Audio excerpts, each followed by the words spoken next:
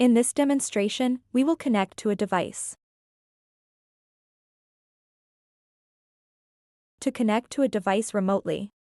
In the Remote Control column, click the down arrow icon and select the remote technology to connect with. The small computer icon is green when the device is configured for remote control. The icon is gray when it is not configured. The icon is red when the device is connected by remote control. A yellow icon indicates there is a known issue with a take control connection. If this is the first time connecting remotely to the device, Enable N Central will prompt you to download the control client to the device.